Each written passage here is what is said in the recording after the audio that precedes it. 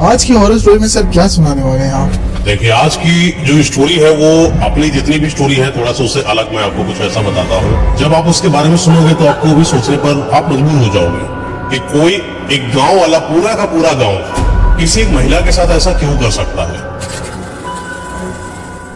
और जब पूरा गांव एक महिला के ऊपर इतना हावी हो जाता है तो महिला के अंदर का वो आक्रोश किस तरीके से तंत्रजाल को बनाता है। वो तंत्रजाल में जब गांव वाले फंसते हैं तो किस तरीके से वो तांत्रिक साधना प्रताड़ना सब कुछ देखने को मिलती है। तो आज की स्टोरी में यही सब कुछ होने वाला है। तो तैयार है? तो चलिए स्टार्ट करते हैं। आपको ले चलते हैं उस गांव की तरफ जो गांव एक दूसरे सदस्यों को मेल जोल कर रखता था। हर एक इंसान बड़ा अच्छा रहता था वहां। कोई किसी से द्वेष भावना नहीं, कोई किसी से जलन नहीं। और हो भी क्यों? क्योंकि वो जमाना था जब प्रथा चल रही थी कि घर में सरपंच मुखिया इस तरीके की प्रथाएं होती थी कि घर में अपना एक मुखिया होता है और गांव में एक अपना सरपंच होता है। और सरपंच का जो फैसला होता है वह आखिरी ही फैसला होता है। गांव के अंदर जितने भी लोग हैं, समस्या चाहे पति पत्नी की हो, बेटे की हो, बंटवारे की हो, गृह गृहस्थी की हो, खेती बाड़ी की हो, बंटवारे की, किसी भी तरीके मतलब बटाई वगैरह जो देते बाग बागवानी की हो, हर तरीके की चीजों को सरपंच के पास लेकर जाया जाता। रिश्ते वगैरह भी होते थे तो एक दूसरे की सहमति का जो विवरण निकलता था, का जो प्रमाण निकलता था, या जो फैसला होता था वो भी सरपंच के हक के बाद ही पता चलता था। दरअसल हर गांव का अपना एक सरपंच था। ये कई गांवों की जुड़ी हुई कहानी थी। तो ये जो गांव है, इस गांव का नाम है बनवाड़ा। ये नाम से जैसे बनवाड़ा है वैसे इसके जो आसपास के जो पेड़ पौधे हैं वो भी इस तरीके की आकृति के बने जैसे वन होते हैं। बहुत भीषण, घने, सघन, एक दूसरे से मिले हुए। और उन्हीं में से गांव एक बना हुआ जो कि कच्चे घरों का बना हुआ है। ज्यादा कोई खास वहां पर प्रचलन नहीं है, ज्यादा कोई खास वहां पर व्यापारीकरण नहीं है, ज्यादा कोई खास वहां पर कोई ऐसा दिखावा नहीं है जिससे एक जीवन शैली को बेहतरीन बनाया जा सके। सरपंच जी का पूरा राज चलता है। दरअसल वहां पर ये जो कहानी पूरी डिपेंड होती है, वहां पर एक बुढ़िया रहती है जिसका नाम उर्मिला होता है। वही 110 साल के आसपास की बुढ़िया है। ये बुढ़िया 110 साल होने के बावजूद भी लोगों के बीच में ठाठ से रहती थी। यूं कहें कि इसकी जो बातें थी उन बातों में अभी भी जवानी छलकती थी।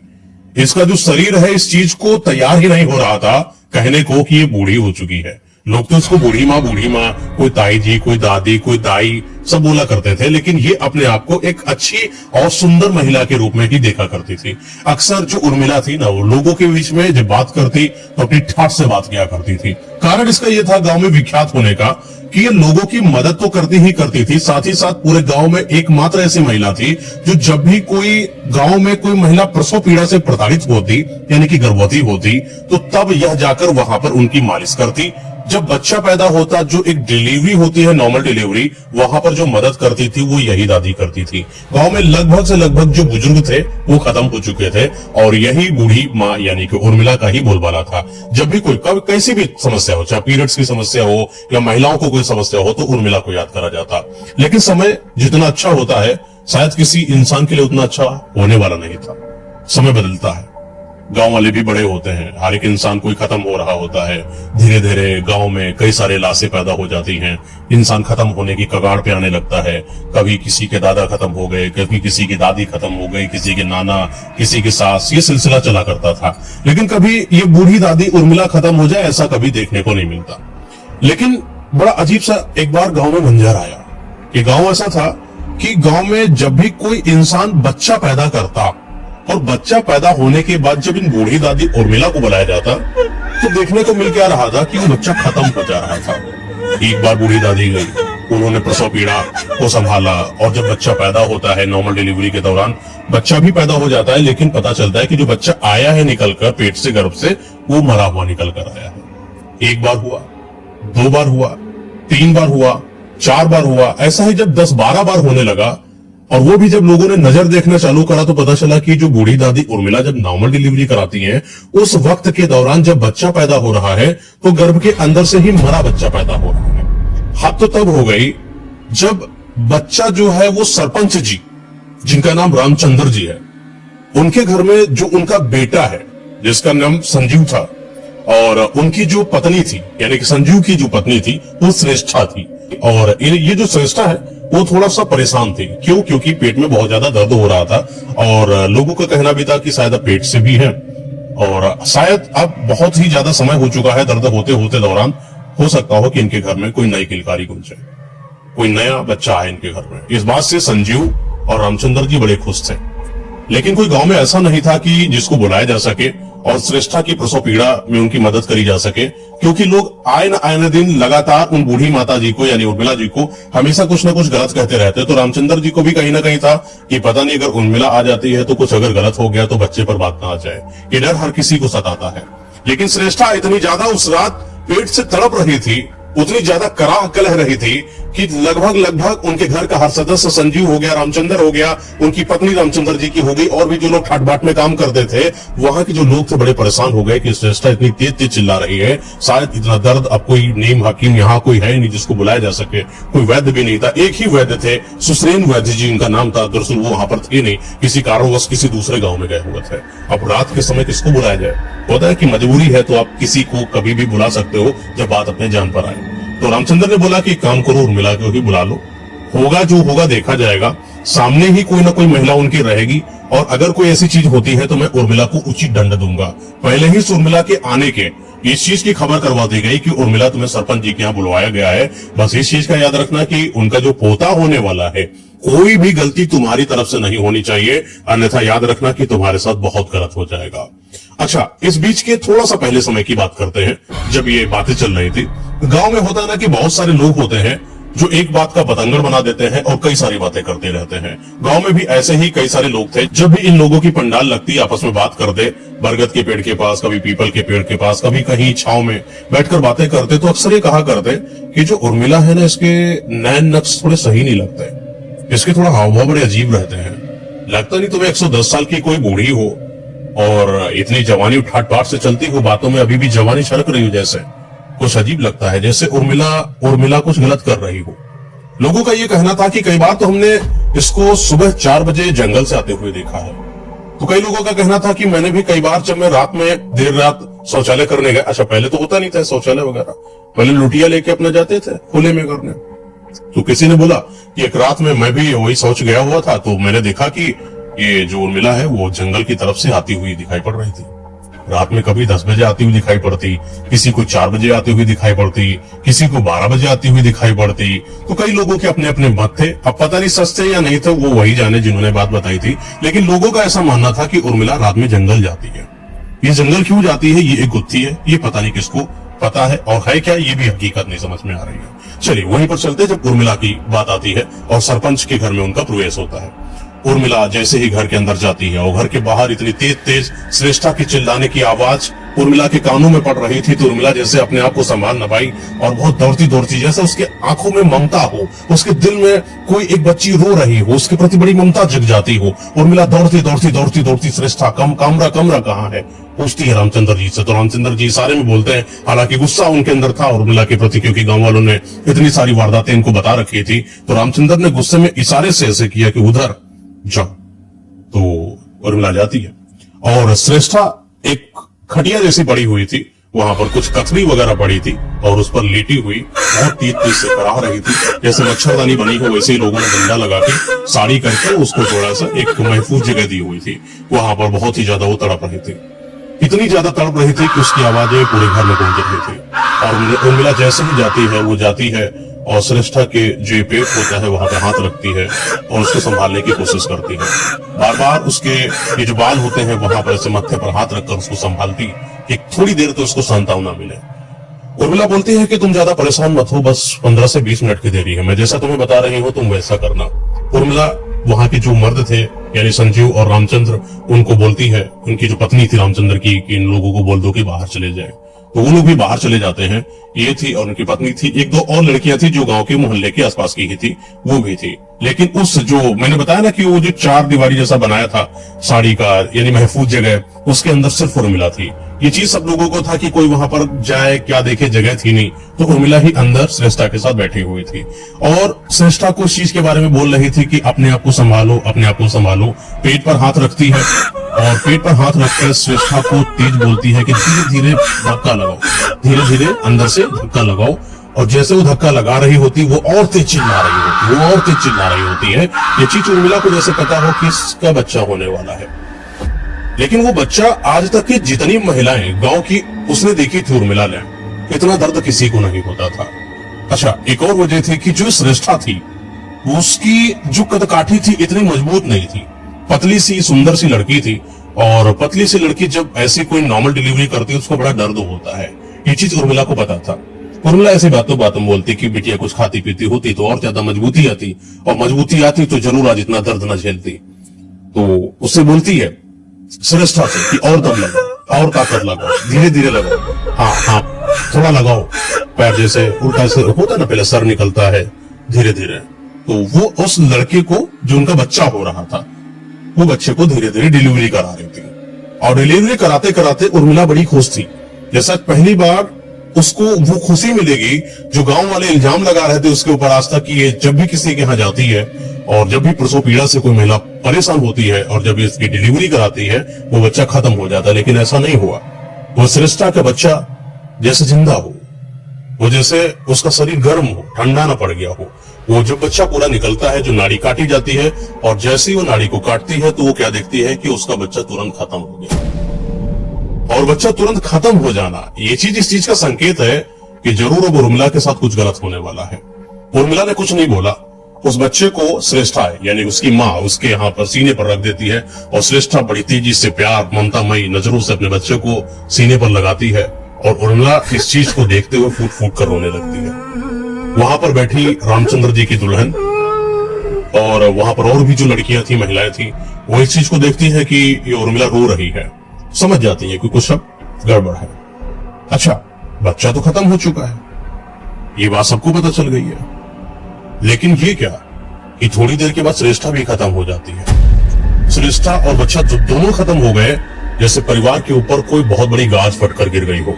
और ये बात जैसे बाहर पता चलती है रामचंद्र जी को, वो तुरंत चिल्लाते हुए उस उर्मिला के बाल पकड़कर उसको बाहर लेकर आते हैं। तेरी वजह से मेरे घर पर इतनी बड़ी अनहोनी हुई, तू न आती, मैं चाह रहा था कि मैं तुझको ना हाथ लगवाता, काश तो मर गई होती मेरे आने से पहले। उर्मिला को बाल पकड़कर नीचे घसीट कर लेकर आता है। अच्छा, ठंडक का समय था। ठंडक के समय पर जब आप किसी को मारते हो तो बहुत तेज दर्द होता है। कोड़ा मंगाता है, कौन? रामचंद्र। कोड़ा ओड़े के जमाने थे, संजीव लेकर आता है कोड़ा बहुत सारे कोड़ों से जैसे उसकी साड़ी पूरी फट गई। और ये मंजर पूरा गांव वाले देख रहे थे और हर एक इंसान खुश था। किसी के चेहरे पर वो सिसक या दिक्कत या कोई परेशानी नहीं थी कि उर्मिला को मारा जा रहा है। लगभग से लगभग 90% से ज्यादा लोगों का कहना था बहुत अच्छा हुआ, चुड़ैल है ये तो राक्षसनी है, ये अक्सर जंगल में जाती है, जादू टोना टोटका करती है, और इसी वजह से अब ये 110-12 साल की हो चुकी है और इतना साल गुजरने के बाद भी ये कितनी ठाट बाट और हनक कर चलती है। ये बात लगातार गांव वाले बोलते चले जा रहे थे और हर एक इंसान उसके ऊपर पड़ रहे, हर कोड़े के ऊपर खुश होता हुआ दिखाई पड़ रहा था। लेकिन उर्मिला का वो दिन सबसे दर्दनाक दिन था, जब जिस इंसान ने कोई गलती ना करी हो और उस इंसान के ऊपर लगातार इल्जाम लग जाए, तो सच में उस इंसान की दुर्दशा क्या होती है वो वही समझ सकता है जिस इंसान के साथ आप बीती होती है। आज उर्मिला का जैसे संसार में कोई था ही नहीं। वो पूरा गांव, वो पूरा समाज जो उसके कभी अपने हुआ करते थे, जिनको कभी उसने अपने इन हाथों से खिला पिला कर बड़ा किया, गांव मोहल्लों की जो महिलाएं होती है ना, जब छोटा बच्चा होता है उसको बड़े प्यार से संभालती है। आजकल की महिलाएं नहीं है कि अपना बच्चा हुआ तो कभी किसी को दिया नहीं या दूसरे का बच्चा पकड़ा नहीं। पहले की महिलाएं फलाने का बेटा भी होता था तो बड़े लाड प्यार से उसको अपने पास रखती थी। ये वो महिला उर्मिला थी जिसने गांव के लगभग हर एक जवान शख्स को अपने हाथों से खिलाकर बड़ा किया था। आज उर्मिला रो रही थी, हर किसी इंसान की, सो तुम भी हंस रहे हो, गणेशी तुम भी हंस रहे हो, सत्य प्रकाश तुम भी हंस रहे हो। ये बातें बार बार गांव वालों से जाकर बोलती, लेकिन गांव वाले हर एक इंसान उसको धुतकार रहा था। आज उर्मिला को रामचंद्र ने बोला कि आज के बाद तुझे इस गांव में रहने की कोई जरूरत नहीं। हर एक इंसान उसको मारने के लिए उतारू था। कोई पत्थरों से मारता, कोई डीले से मारता, कोई कंकड़ पत्थर से मारता, कोई डंडा फेंक के मारता, तो कोई कहता है कि इसको आग लगा दो, ये राक्षसनी है, ये चुड़ैल है। जब से आई है गांव के अंदर बर्बादी हो रही है, कोई बच्चा नहीं रुक रहा है, कोई बच्चा जब तक होगा नहीं तो गांव खत्म हो जाएगा। तो उर्मिला कहती है ये मैं नहीं कर रही, जरूर कुछ तो हुआ है गांव में, कुछ तो ऐसा हुआ है, शायद श्राप लगा है गांव में। तो कोई एक इंसान कहता है कि श्राप तो तुझे दे देना चाहिए था, कोई एक ऐसा इंसान आता जो तुझे भस्म होने का श्राप दे देता। तू अगर हम लोगों का अच्छा चाहती है, इस गांव से निकल जा। और बहुत दुत्कारने के बाद, बहुत जलील होने के बाद, बहुत अपमानित होने के बाद आज उर्मिला उस कगार पर खड़ी है कि ना इधर कुआं है, इधर खाई है। अगर गांव जाए तो मार खाए और बाहर जाए तो अपनी जिंदगी को कैसे संवारे। ऐसी उर्मिला की वो हालात, फटी साड़ी में खून बहता हुआ सर से, न हाथ में कुछ है अपने घर बाहर को छोड़कर, क्योंकि अपना कोई था नहीं, गांव वालों को अपना माना था। इस चीजों को, इस दर्द को लेकर वो यहां से अपने गांव से निकल जाती है और उन घने जंगलों की तरफ, जहां पर सिर्फ सघन वृक्ष है, जहां पर कोई नहीं है। डर इस चीज का नहीं कि भूत प्रेत आत्माएं हो वहां पर, डर इस चीज का भी कि कहीं जीव जंतु कोई ना आ जाए, मार कर खा जाए। लेकिन इस चीज से डरे बिना उर्मिला चलती गई। लगातार वो सोचना, वो बार बार अपने ख्वाबों में, बार बार अपने दिमाग में, बार बार अपने जहन में उन गांव वालों के प्रेम के बारे में, उन गांव वालों के तिरस्कार के बारे में। जब इतना सब कुछ चल रहा था ना, तो ये जीव जंतु, ये भूत प्रेत आत्माएं, ये काली शक्तियां, अब कुछ नहीं लग रहा था। पता नहीं क्यों उर्मिला अब बदल सी गई थी। उर्मिला के अंदर कुछ तो बदला लेने का जैसे हो रहा हो, जैसे उसके अंदर था कि मैं नहीं छोड़ूंगी किसी को। ये गांव वाले जिनको मैंने अपना माना, आज मेरे साथ कैसे हो गए, अब मैं इनको नहीं छोड़ूंगी। वो उर्मिला के अंदर एक गुस्सा था। ये गुस्सा इस तरीके का प्रचंड हो रहा था कि जैसे उर्मिला का बस चले, अगर उसके पास कुछ शक्तियां हो तो पूरे गांव को यूं ही बर्बाद करके रख दे, आग लगा दे, नाश कर दे, खत्म कर दे, विनाश कर दे। ये ऐसी बनती चली जा रही थी। इसकी सोच में वो विकृत मानसिकता पैदा हो रही थी। जहां इतनी प्यारी सी उर्मिला लोगों की मदद करती थी निस्वार्थ, बिना किसी चाहत के, सिर्फ यहां पर जाती और किसी का, ये समझ लीजिए कि कोई एक महिला तुम्हारे घर पर आती है और प्रसव पीड़ा के दौरान तुम्हारी मदद करती है और तुम्हारे बच्चे को जन्म दिलाती है। वो महिला हर वो तरीके का जो मलिच्छ काम होता है उस पर अपना हाथ लगाती है, और वो महिला जब तिरस्कारित हो जाए तो उसकी आंखों में सिर्फ दर्द होता है। कोई गांव वाला समझने को तैयार नहीं। चलिए, एक मर्द के अंदर भावनाएं नहीं होती, एक महिला के अंदर तो भावनाएं होती हैं। एक वो औरत जिसका बच्चा, जिसने जन्म दिलवाया था, उसके अंदर तो भावनाएं होती है, लेकिन नहीं, किसी के अंदर नहीं। सबने मारा। जब इतना दर्द कोई लेकर चलता है, उसका कोई अपना होता नहीं है, तो सब बर्बाद करने की, और उसका क्या है, मार दे। वो चाहे तो मर जाए, लेकिन उसके अंदर मरूंगी नहीं, ऐसे बदला लूंगी, मैं पूरा बदला लूंगी, एक एक इंसान से बदला लूं, खासकर वो सरपंच से बदला लूंगी। सरपंच के परिवार पर पता नहीं क्यों उसका एक इतना ज्यादा आक्रोश था कि पूरे गांव वालों के सामने कोड़ों से मारा। इसका बेटा, जिसको मैंने पैदा करा, उसने मुझको मारने के लिए अपने बाप को कोड़ा दिया। ये इतना सब, ये वही लड़का है रामचंद्र का।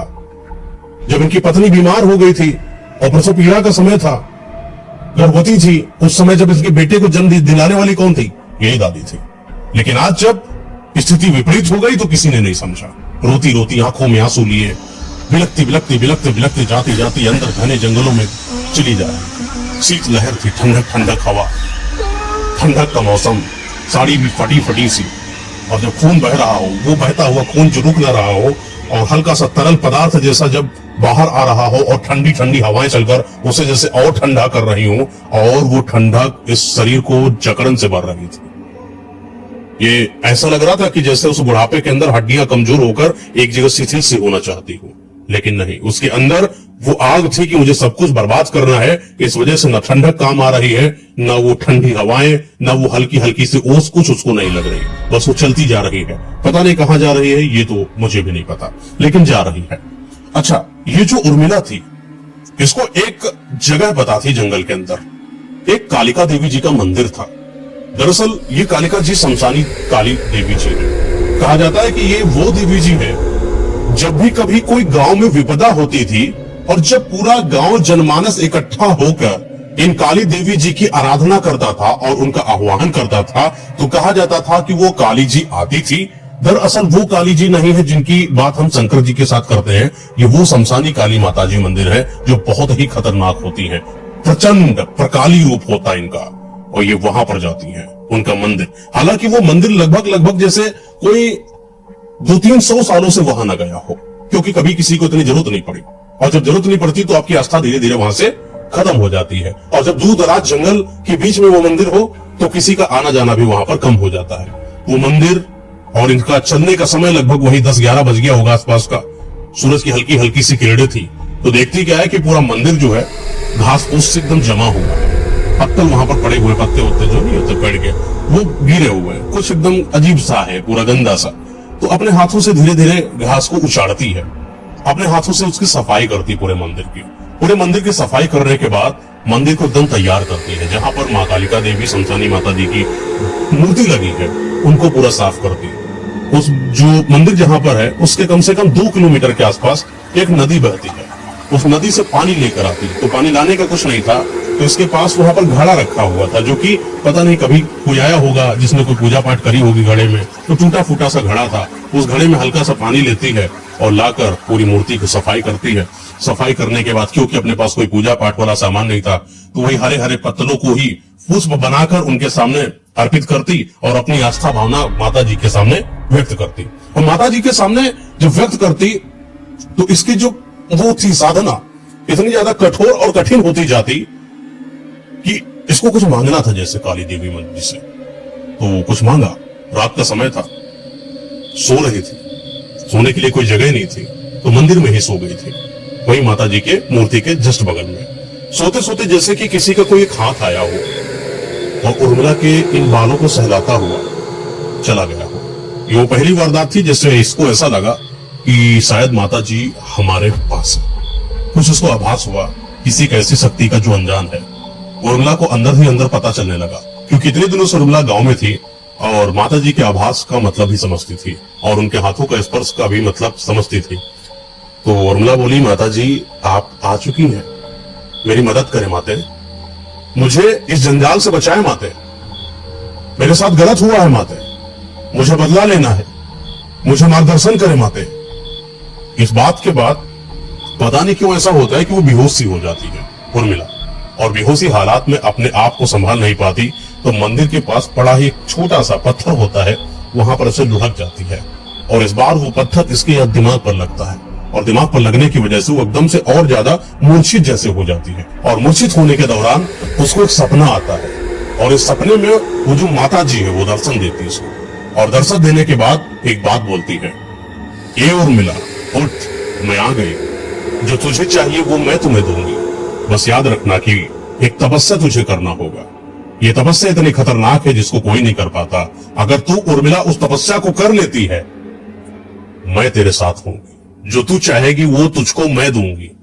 और ये बोलने के बाद वो माताजी जैसे वहां से अदृश्य हो जाती है। धीरे धीरे इसको होश आता है और ये उठती है, तो उस तपस्या के बारे में जानने के लिए इच्छुक होती है कि वो तपस्या क्या है। अब तपस्या कौन बताए, कोई बताने वाला नहीं था। हालांकि अभी इस तपस्या के बारे में गांव वालों को भी नहीं पता था कि कभी कोई बात हो, कोई वारदात हो, कभी कोई कहानी हो, किसी चीज के बारे में कोई बड़ा बुजुर्ग बताया बचपन में, आज तक कभी किसी ने बताया नहीं था। अगला दिन फिर सपना आता है, रात में वही, फिर सपने में माता जी आती है, फिर माता जी सपनाती है और कहती है कि तुम्हें तपस्या करनी है लगातार 41 दिन तक। फिर थोड़ी ही दूर पर एक नदी है, जिस नदी में यछड़ियों का वास है, वो यछड़ियां मेरी दासी हैं और मैं तुझे बता रही हूं, अगर तू ये तपस्या सफल कर लेती है तो सच में कोई ना कोई यछड़ी या साक्षात मैं आकर तुझे उस चीज का आशीर्वाद दूंगी जो तुझे चाहिए। बस याद रखना कि 41 दिन की तपस्या इतनी कठोर और इतनी कठिन है कि जिस चीज से तुझे डर लगता है वो हर चीज नदी में दिखाई पड़ेगी। अगर घबराई तो तू मारी जाएगी। इस चीज को जैसे ही ये आकाशवाणी, स्वप्नवाणी, जो भी आप इसको कह लो, ऐसा कुछ होता है और ये आवाज धीरे धीरे खत्म सी हो जाती है। उर्मिला धीरे से खड़ी होती है। अब उसके हाथ में एक संकल्प है और उसके सोच में एक मार्गदर्शन है कि उसको करना क्या है। अब उसको पता चल चुका है। बस याद रखें कि वो जो इसको तपस्या करनी है वो नग्न अवस्था में करनी है, क्योंकि कोई आदमी है नहीं वहां पर। साड़ियों को उतारती है अपने और रात को वही 12 बजे के आसपास उस नदी में जाकर पहुंच जाती है। ठंडक का मौसम है।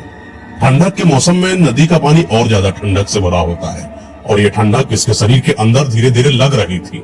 लेकिन इसको इस चीज का पता था कि अगर लगातार मैं 41 दिन तक इस नदी के अंदर खड़े होकर और हाथ पकड़कर साधना करती हूँ तो मुझे मेरे को जो चाहिए वो मुझे मिल सकता है। लगातार 12 बजे से इस दिन की शुरुआत होती है। उस ठंडे से जल में जब नदी कलकल कलकल बह रही हो और अपने हाथों को जोड़कर नदी के अंदर खड़ी हो, तो ऐसा कभी कभी ऐसा बीच में लगता है कि पैरों में जैसे कोई सांप रेंग रहा हो, कभी कभी तो लगता है जैसे कोई बिच्छू काट रहा हो, कभी उसको लगता है कि कोई मगरमच्छ सा है जो उसको खाने के लिए इसके पास दौड़ता दौड़ता आ रहा है। कभी लगता है कि कोई बाहर से जो जीव जंतु जो शेर होते हैं वो बाहर दौड़ते दौड़ते आ रहे हैं और इसके ऊपर छलांग मार रहे हैं, लेकिन इसने इन सारी चीजों को अनदेखा करा और अनदेखा करके अपनी आंखों को बंद कर लिया। इसकी सिर्फ तपस्या और साधना और संकल्प सिर्फ अपनी माता रानी के प्रति थी। सिर्फ उसको एक ही चीज दिख रही थी, वो तपस्या और तपस्या से होने वाला शुभ परिणाम मिलेगा, बस उसको यही चाहिए था। धीरे धीरे समय गुजरता जाता है, 5 दिन, 12 दिन, 28 दिन गुजर जाते हैं, 35 दिन गुजर जाते हैं, 37 दिन गुजर जाते हैं बिना खाए पिए। एक ऐसी साधना करने वाली महिला उर्मिला जब इतनी कठोर तपस्या करती है तो सच में कठोर तपस्या का फल तो कठोर मिलना ही है।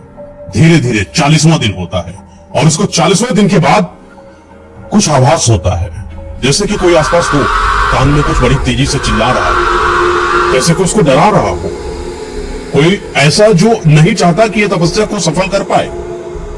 41 दिन का समय होता है, धीरे धीरे 41 दिन समय खत्म हो रहा होता है और जैसे जैसे दिन खत्म हो रहा है वैसे वैसे इसकी साधना और ज्यादा कठिन होती जा रही थी।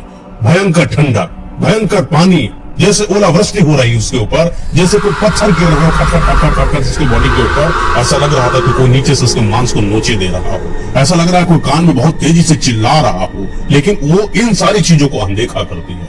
41 दिन का आखिरी समय आता है।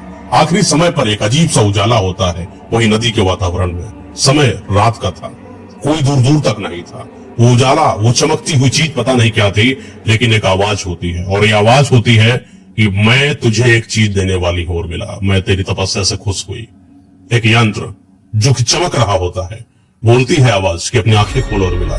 जैसे आज 41 दिनों के बाद पहली बार आंखों को खोला तो कुछ दिखा नहीं, कुछ धुंधला सा, क्योंकि 41 दिन तक ये आंखें भी एकदम शिथिल सी हो चुकी थी और कुछ दिखाई नहीं पड़ा। थोड़ी देर के बाद जिसकी दृष्टि थी वो साफ होती है और सामने दिखाई पड़ता है कि कोई बड़ी एक चमकदार चीज है और इतनी छोटी सी गोल गोल सी चीज है, वो नाच रही है और वो आवाज करती है कि उर्मिला ये तेरे लिए है, इसको अपने पास रख और जब भी तुझे किसी के साथ कुछ भी करना हो बस याद रखना कि ये जो यंत्र है इसको अपने हाथ में रखना और अपने सीने पर लगाना और तुझे जो चाहिए वो बोल देना।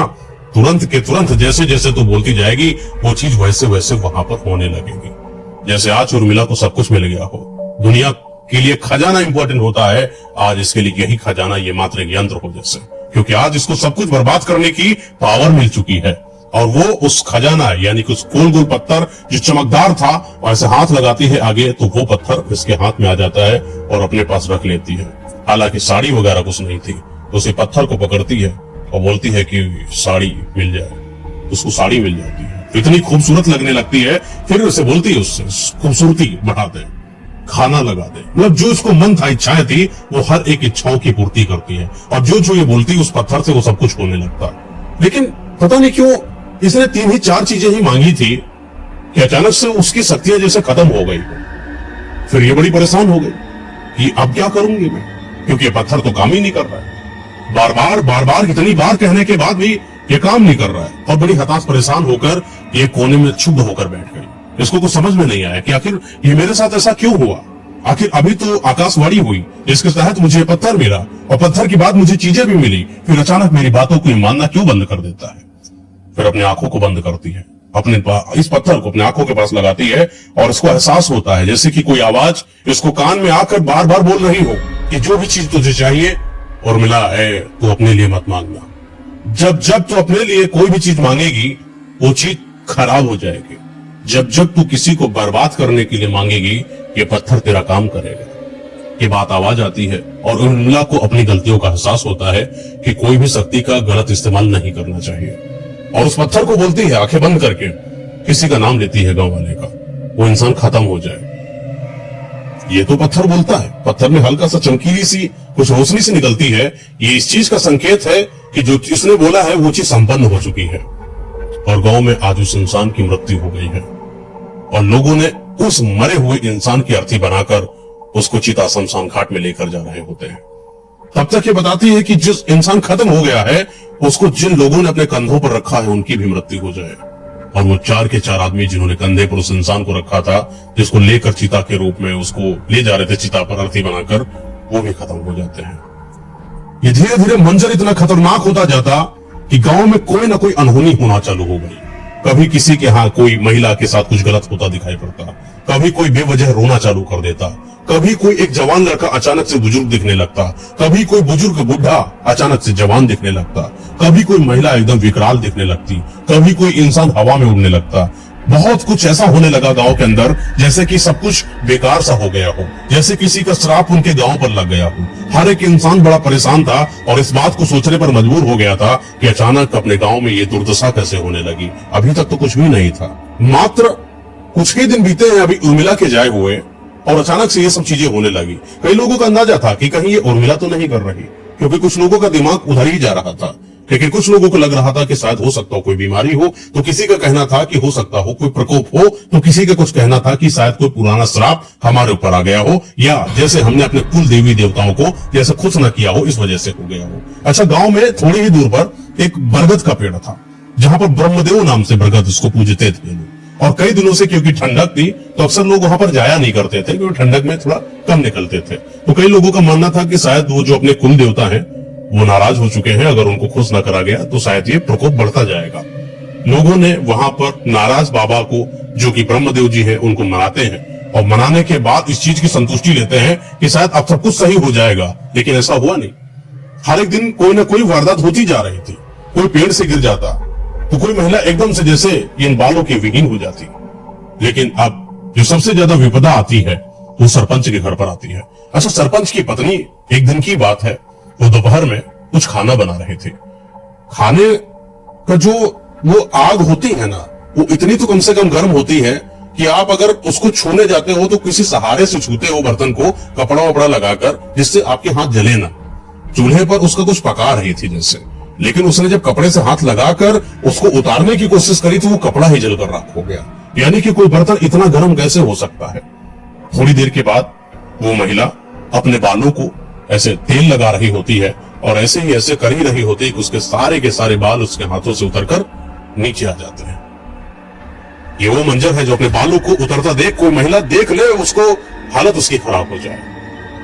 पूरे बाल नीचे, और हाथों पर ऐसा लगाया तो पूरी टकली। ये महिला का मंजर।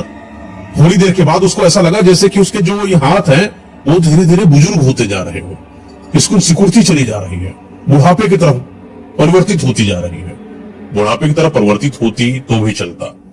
जलन होने लगी, धुआं निकलने लगा उसके शरीर से, काला काला धुआं, और ये काला काला धुआं जैसे ही निकलने लगा वो बड़ी तेजी से चिल्लाई और बाहर दौड़ती हुई आई। गांव की लगभग औरतें जो आसपास रह रही थी वो दौड़कर आई तो रामचंद्र की पत्नी का ये हालात देखकर सबके जैसे रोंगटे खड़े हो गई हूँ। एक महिला जिसके बाल नहीं है, आंखें एकदम बाहर की तरफ आ रही हूँ, पूरा चेहरा एकदम जैसे कंकाल जैसा बन गया हो, और हाथों से जैसे धुआं निकल रहा हो। कोई इंसान उसके पास नहीं जा रहा है। कोई कह रहा है कि इसके ऊपर शायद किसी भीषण नजर लग गई है या कोई बुरी शक्ति का साया है जिसने आपने आगोश में ले रखा है। रामचंद्र, क्योंकि उसका पति था, वो दूर से देखता अपनी पत्नी की हालात, संभल नहीं पाता है खुद को, दौड़ता दौड़ता जाकर अपनी पत्नी को पकड़ने की कोशिश करता है, और जैसे ही पकड़ता है उसका हाथ, जितना हाथ से पकड़ता है वो गल जाता है पूरा। ये रामचंद्र की हालत थी। वो बड़ी तेज से रोने लगता है। धीरे धीरे वहां जितने भी लोग थे उनके घरों में कुछ अजीब सा होने लगा। उनके शरीरों के साथ उनके शरीरों में छेद होने लगे, छेद आर पार दिखाई पड़ रहे थे, खून जमने लगा, पूरी स्किन डैमेज हो चुकी थी। जैसे लगभग हर एक जो महिला थी वो ऐसी बन गई थी, हर एक पुरुष ऐसा बन गया था जैसे कि किसी एक इंसान के शरीर में लाखों छेद कर दिए गए हो, और छेदों से आर पार की जमीन को देखा जा सके। ऐसे ऐसे छेद, इस तरीके का विकराल रूप जो गांव के अंदर आ गया। हर एक इंसान धीरे धीरे खत्म, बर्बाद, क्योंकि सोचने समझने की क्षमता खत्म। सब पूरा गांव तहस नहस कर दिया था। और ये कहां से हो रहा था? उर्मिला की तरफ से। आज रामचंद्र का घर पूरा बर्बाद हो रखा है। उसका बेटा, क्योंकि वो बाहर गया था जंगल में शायद लकड़ी उठाने के लिए, और कहा जाता है कि कोई बड़ा पेड़ उसके ऊपर गिर जाता है जिसकी वजह से उसकी मृत्यु हो जाती है। और रामचंद्र को भी अचानक पता नहीं क्यों अंदर से कोई जैसे काट रहा हो, कोई मरोड़ रहा हो पूरे शरीर को, ऐसा उसको आभास होता है। खटिया पर पड़ा है, बार बार कराह रहा है, एक आदमी कराह रहा है, सिर्फ दर्द से। शरीर से नहीं दिख रहा है, क्योंकि हाथ नहीं, बस इतना सा दिख रहा है। अंदर क्या है पता नहीं, जैसे कोई उसको अंदर से नोच रहा हो। अंदर के ऑर्गन जो होते जैसे कोई मरोड़े दे रहा हो, उसको अंदर से बहुत पेट दर्द होता और बहुत तेज कराहता। ये सारा मंजर सारे गांव वाले देखते हैं, जिनकी हालत ऑलरेडी खुद में खराब हो चुकी थी। हर एक इंसान बर्बाद हो चुका था। और ये जैसे जैसे ये सारी चीजें होती जाती, उर्मिला गांव के बाहर आती और खड़े होकर देखती इन सारे मंजर को। अच्छा, उसको बड़ा मजा आ रहा था इन सब चीजों को होते देख। उसके दिमाग में फिर से घूमा, उसने यंत्र निकाला और बोला सब सामान्य हो जाए। और जैसे सामान्य होने को बोलती है, पूरा गांव जैसा था बिल्कुल वैसा हो गया। लेकिन वहां पर बस क्या नहीं आया, जो लोग खत्म हो चुके थे वो वापस नहीं आए, जो जिंदा थे वो ऐसे ही नॉर्मल हो गए। 1 2 3 4 5 10 दिन तक ऐसा रहा। फिर 10 दिन के बाद फिर से वही हालात होने लगे। ये मंजर बहुत भयानक होता जा रहा था। ऐसा लगने लगा कि हर एक इंसान खुद को मारने की तरफ आ गया। धीरे धीरे इनके गांव की महिलाओं के साथ गलत होने लगा। सारी महिलाओं के बाल खत्म, कुछ सफेद दाग सा हो गया था और दाग में से धीरे धीरे धुएं निकलने लगे। लगभग हर महिला जब 15-20 दिन के बाद अपने इस दर्द से प्रताड़ित हो गई, तो उन्होंने अपनी, क्योंकि मौत नहीं आ रही थी जिस वजह से वो बहुत प्रताड़ित हो रही थी, खुद की ही मौत कर डाली। लगभग हर महिला ने अपने आप को मार रखा था। गांव में कोई महिला नहीं बची, यहां तक रामचंद्र की पत्नी तक नहीं बची। आज पूरे गांव में पूरा गांव महिला विहीन हो चुका था, सिर्फ पुरुष थे। अब गांव में जब सारे मर्द अपनी स्थिति को नॉर्मल देखकर लेकिन अपनी महिलाओं को नहीं देख पाए, हर एक इंसान पागल हो गया। हर किसी को पता लगने लगा अपने गांव पर कुछ तो हो गया है। अब क्या पता चलेगा, इससे ज्यादा पता चलता किसी इंसान को। हर एक इंसान के दिमाग में था क्या करा जाए। दूर दराज में गांव था, उस गांव से बाबा आए हुए थे। ये बाबा का ओज सच में बहुत ही प्रभावशाली था। ये अपनी आभा शक्ति से इस चीज का प्रदर्शन कर रहे थे कि जैसे वो गांव में आए हुए हो किसी वजह से, जैसे वो उद्देश्य में आए हो, जैसे उनको पता है कि यहाँ पर क्या हुआ हो और इन पुरुषों की मदद करने आए हो। वो जैसे ही आते हैं, उनके इस आभा शक्ति जो कि बहुत ही ज्यादा प्रभावशाली है, निर्माणित है, उसको देखकर गांव के कई सारे लोग आते हैं और बाबा के चरणों में गिर जाते हैं और बाबा से इस चीज की विनती करते हैं, हे बाबा, आप जहां से भी पधारे हैं, हम लोगों को मार्गदर्शन दे। हम लोगों के साथ बहुत गलत हुआ। सारी कहानी पूरी बता डाली कि किस तरीके से क्या हुआ क्या नहीं हुआ। तो बाबा पूछते हैं कि कोई ऐसी चीज गांव में जो अजीब सी तुम लोगों ने कर दी हो। बोला नहीं बाबा, ऐसा कुछ भी नहीं हुआ है। तो बाबा जी ने बोला ठीक है, एक काम करते हैं, मुझे भी नहीं पता यहां पर क्या हुआ है और तुम्हें भी नहीं पता कि गलती कहां से है। जाहिर सी बात है कि गलतियों को पता इंसान को हो तो अपनी गलतियों पर पर्दा डालकर उसको या तो सही कर ले, लेकिन क्योंकि तुम्हें भी नहीं पता, क्योंकि मुझे भी नहीं पता, तो एक काम करते हैं, एक अनुष्ठान करते हैं। यह अनुष्ठान थोड़ा भव्य होगा। इस भव्य अनुष्ठान के दौरान मुझे यहाँ के जितने भी वातावरण में जो भी चीजें दुर्गंधित सुगंधित जितनी भी चीजें हैं, हर एक चीज का विवरण करना होगा और विवरण करने के बाद मैं इस चीज का निर्णायक बनूंगा कि असल में यहाँ पर क्या हुआ था। सारे गांव वाले राजी हो जाते हैं। अगले ही शनिवार को रात के 9 बजे अनुष्ठान की सामग्रियों को एकत्रित करा जाता है। जो भी वहां के गांव में मिल सकती हैं या जो चीजें नहीं मिल सकती थी वो बाहर से बुलाई जाती हैं और अनुष्ठान की तैयारी करना चालू कर दिया जाता है। रात के 12 बजे एक तांत्रिक साधना के दौरान एक नए अनुष्ठान का निर्माण करा जाता है और इस अनुष्ठान में गांव का हर एक आदमी था और हर एक आदमी यज्ञ जैसे करा जाता है वैसे ही अपने साथ में बैठकर लोगों को बिठाकर यज्ञ जैसी साधना को परिपूर्ण कर रहा था। कोई को अपने हाथों से खून को देना था। कुछ भी कहा जाएगा वो आहुति देनी पड़ेगी। किसी को खून देना पड़ा, किसी को अपने अंगूठा देना पड़ा, किसी को अपना बाल देना पड़ा, किसी को अपना बच्चा देना पड़ा। वो छोटा बच्चा जो उनके यहाँ पर था, जो अभी मात्र 4 या 5 साल का ही हुआ था, बलि के रूप में देना पड़ा, क्योंकि वो आह्वान है, क्योंकि वो अनुष्ठान है। उस अनुष्ठान में जिस चीज की चाहत, एक शक्ति, जो कि वो शक्ति वो बाबा जानते हैं वो कौन सी शक्ति है, वो जो चाहेगी वो तुरंत वहां पर करना पड़ेगा। ये चीज की बातें पहले हो चुकी थी कि ऐसा भी हो सकता है। सारे गांव वाले चीज के तैयार थे। बोले अब सब खत्म हो गया, एक बच्चा जाएगा तो क्या, बलि होती है। सब पूर्ण होने के बाद एक आह्वान पूरा वही 3 बजे तक ये पूरी क्रिया होती है और 3 बजे के बाद बाबा अपनी आंखों को बंद करते हैं और अंतर्ध्यान हो जाते हैं। वही 6 बजे के आसपास वो अपने अंतर्ध्यान मौन साधना से उठकर आते हैं और लोगों को इस चीज के बारे में बताते हैं कि यहां से थोड़ी ही दूर पर एक शमशानी कालिका देवी माता जी का मंदिर है। उसी थोड़ी ही दूर पर एक नदी है और नदी का संबंध उस मंदिर से है और मंदिर पर कोई ऐसी शक्ति है जो विनाशकारी है, जो उस गांव के प्रति भावनाएं सही नहीं रखती, जो बहुत ही विकृत मानसिकता की है। और ये वजह ही है कि आतंक के सब इंसान परेशान हो चुके हो और अगर उसको ना रोका गया तो ये जितने भी पुरुष यहां पर खड़े हैं, बैठे हैं, हर एक इंसान बर्बाद होगा। ये मेरी चेतावनी भी है, साथ ही साथ मेरी सलाह भी है कि जल्द से जल्द वहां मंदिर में जाकर एक नए अनुष्ठान की क्रिया को संपन्न करा जाए, अन्यथा सर्वस्व बर्बाद हो जाएगा। ये बात जैसे ही गांव वाले सुनते हैं वो अपने कानों पर भरोसा नहीं करते कि हम लोगों के गांव में से किसी को क्या दिक्कत, आखिर हम लोगों ने किसी का क्या बिगाड़ा। खैर अब बाबा का वचन है, बोलना पड़ेगा, करना पड़ेगा। तो सारे के सारे तैयार होते हैं और गांव से उस जंगल की तरफ जाते हैं जहां शमशानी माता जी का मंदिर है। तलाशते तलाशते तलाशते तलाशते इनको, अच्छा कुछ लोगों को पता था लेकिन ये क्लियर नहीं था कि असल में कहां पर है। रास्ता पता था कि यहां से रास्ते ऐसे से जाते हैं। तो गए अंदर जंगल में, चलते गए चलते गए चलते गए। बड़ी खूबसूरत एक महिला जंगल के अंदर दिखाई पड़ी। पुरुष वर्ग का समाज, युवा वर्ग का बोलता है कि जंगल में महिला, वो भी बड़ी खूबसूरत सी, इतनी खूबसूरत, बड़ा की खूबसूरत, कभी ना देखा हो ऐसी लड़की, महिलाओं ही ना देखी हो ऐसी कभी, जैसे अप्सरा आ गई हो जंगल में। कईयों का तो जैसे दिल ही एकदम मोम से हो गए, पिघल गए हो।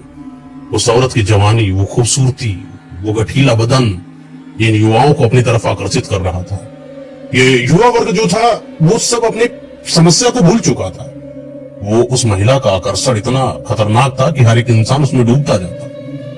फिर वो चाहे युवा हो चाहे वयस्क हो चुका, हर एक इंसान लगभग उसकी खूबसूरती में डूब रहा था। वैसे एक मंचला आता है और दौड़ता हुआ जाता है, उस महिला से पूछता है, तुम इतने घने जंगल में अकेली क्या कर रही हो? डर नहीं लगता तुम्हें? चलो मेरे साथ, चलो हम लोगों के साथ, तुम मेरे पास रहना, मैं तुमको सुरक्षित कर लूंगा। तो महिला बोलती, पहले तुम लोग तो खुद तो सुरक्षित हो जाओ, फिर तुम मुझे सुरक्षित करोगे। और ये बात बोलने के बाद वो हंसने लगती है और हंसते हंसते हंसते हंसते वो मंदिर की तरफ आती है। और ये सारे लोग मंदिर की तरफ आते हैं और मंदिर में बैठकर देखते हैं कि वहां पर सच में एक मंदिर है जिसके बारे में बाबा ने बात करी। कई लोग जो वहां के पुराने थे उन्होंने कहा था कि हाँ, हमने इन मंदिर को देखा है। जो भी नई युवा पीढ़ी थी उन्होंने नहीं देखा था, तो किसी के लिए आश्चर्यचकित था, आश्चर्य था, तो किसी के लिए नॉर्मल था। तो सबने देखा, इस चीज का तैयारी करी गई कि अनुष्ठान को संपन्न करा जाए। वो महिला भी इन लोगों के साथ ही थी। अच्छा, वो महिला इतनी खूबसूरत तो थी ही, लेकिन दिमाग की बड़ी सातिर थी। वो बार बार पता नहीं क्यों इस चीज को मना कर रही थी कि जैसे वहां पर से ये जो साधना करने वाले हैं उसको परिपूर्ण ना करें। वो अक्सर बातों बातों में कह रही थी कि कोई आवश्यकता नहीं, माता जी से अगर पूज्य आराधना करनी जाए तो वो वैसे ही आपको सब कुछ दे देंगी, इसके लिए अनुष्ठान आराधना करने की कोई आवश्यकता नहीं मेरे हिसाब से। तो सारे लोग, कुछ लोग उसकी बातों में भी बह गए, बोले कि हाँ, अब जब आप कह रही है तो जरूर नहीं करना चाहिए। तो कुछ लोगों का कहना था नहीं, क्योंकि उन बाबा ने जो चीज बोली है और निकला भी है रिजल्ट में मंदिर और ये नदी, तो यहीं पर अनुष्ठान करना चाहिए। अनुष्ठान करना चालू करते हैं, बाबा भी आते हैं और अनुष्ठान वही लगभग 3 घंटे का होता है, रात के 12 से 3 बजे के बीच का। अनुष्ठान बिल्कुल भव्य वैसे ही होता है जैसे किया जाता है। अनुष्ठान करते दौरान वो महिला भी वहां थी। पता नहीं क्यों जैसे महिला अपने शक्ल को संभालने की कोशिश कर रही हो या वहां से उठकर जाने की कोशिश कर रही हो। महिला को उन लोगों ने बोला कि तुम यहीं पर बैठो, लेकिन वो महिला रुकी नहीं। जैसे जैसे जैसे जैसे जैसे जैसे अनुष्ठान बढ़ता जाता वैसे वैसे महिला वहां से तड़पना चालू कर दी। महिला का वो शरीर धीरे धीरे एकदम से पिघलना चालू कर देता है। वो महिला अपने वर्चस्व को खत्म कर रही हो, जैसे जैसे उसने अपने उस श्रृंगारमयी बदन को खोते हुए अपने आंखों के सामने देखना चालू कर दिया। वो बर्बाद हो रही थी, उसकी स्किन गल रही थी, वो धीरे धीरे बुजुर्ग होती जा रही थी, लेकिन लोगों के बीच से इतनी जल्दी ओझल हो गई कि लोगों को पता ही नहीं चला कि वो महिला कहां चली गई। अनुष्ठान संपन्न होता है, बाबा जी अपनी आंखों को खोलते हैं और आंखों को खोलने के बाद इस बात को बोलते हैं कि यहाँ पर एक महिला है जो असल में बहुत ही प्रताड़ित है और प्रताड़ित तुम लोगों के कारणों से है। ये जिस महिला को तुम लोगों ने यहाँ पर बिठाया था असल में यही कारण है, ये और कोई नहीं, तुम्हारे गांव की रहने वाली एक उर्मिला दादी है, जिसने अपने शरीर को जवान कर लिया है, जिसने बहुत कोशिश करी तुम लोगों को रोकने की कि अनुष्ठान ना करा जाए। इस अनुष्ठान के संपन्न होने के तदुपरांत मुझे इस चीज का आभास हुआ कि यही महिला है जो उर्मिला है, और उर्मिला ही काला जादू करती है और काला जादू के अंत के वक्त ऐसी चीजें बोल देती है, ऐसी चीजें क्रियाएं कर देती है जो पूरे गांव का विनाश करती है। ये बात जैसे ही लोगों को पता चलती है वो दौड़ के उस महिला को ढूंढने की कोशिश करते। हर कोई गांव का जो भी है सब जंगल में इधर उधर फैल जाते हैं, लेकिन वो महिला कहीं पर नहीं मिलती। तो पता चलता है कि एक और तांत्रिक क्रिया करना पड़ेगा। इस तांत्रिक क्रिया के दौरान उस महिला को बुलाया जाएगा और महिला को जो बुलाया जाएगा तब उसको खत्म करा जाएगा। गांव वालों के अंदर अभी भी द्वेष भावना थी, तो उसको मारना है, उसको खत्म कर देंगे।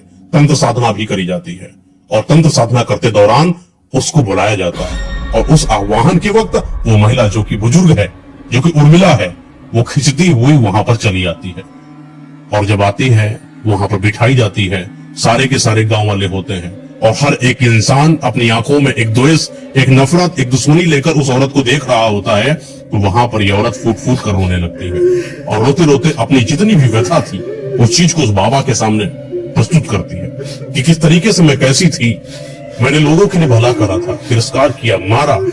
जिन लोगों को मैंने अपने हाथों से, किसी का हाथ पकड़ती है और उसकी तरफ ऐसे हाथ पकड़कर इशारा करती है, ये इन बच्चों को मैंने खिलाया, अपने गोदी में हाथों से बड़ा किया मैंने, और इन्होंने ही मुझे कंकड़ों से, पत्थरों से मारा, कूड़ों से मारा, और जब अति हो गई तो मुझे निकाल दिया, और जब मुझे निकाल दिया तब मैं इस फैसले पर आई कि मैं इनके गांव को बर्बाद कर दूंगी।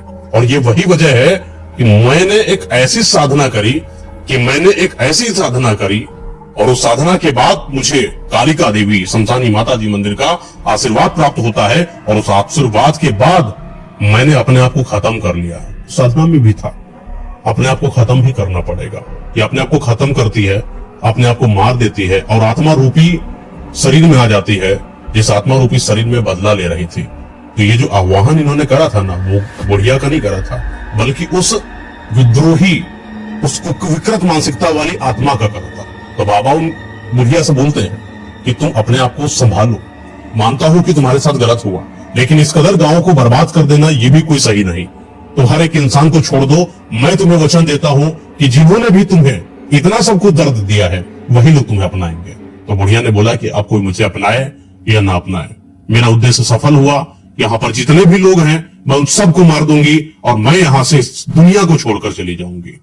बाबा बहुत तेज से चिल्लाते हैं, ऐसा मत करो, ऐसा मत करो, तुम उर्मिला ऐसा मत करो, तुम्हें संभलना होगा, तुम्हें समझना होगा, इन जिन जिंदगियों को तुमने जिंदगी दी थी उनको तुम्हें संभालना होगा। ये तुम्हारे दुश्मन नहीं है, ये सिर्फ मार्ग से भटके हुए लोग हैं। आज तुम मुझे नहीं जानती उर्मिला। उर्मिला बोलती है कि मैं तो तुम्हें जानती हूँ। अच्छा, ये जो दो बाबा थे और बाबा जो उर्मिला थे, अब इनकी बातें धीरे धीरे आसान होने लगी, जैसे कि ये दोनों एक दूसरे को पहले से जानते हो। ये बातें ऐसे कर रहे थे जैसे बहुत पहले से दोनों एक दूसरे को जान रहे हो, और ये गांव वाले देखकर बाबा के ऊपर और क्रोधित हो रहे हैं। तो बाबा ने इनको संभालते हुए बोला कि तुम जितने भी यहाँ पर खड़े हो, मैं तुमको इस चीज के बारे में बात बता दूं कि ये उर्मिला नाम की जो महिला है, जो बुजुर्ग है, जिसके साथ तुम लोगों ने गलत करा था, ये मुझे पहले से ही पता था।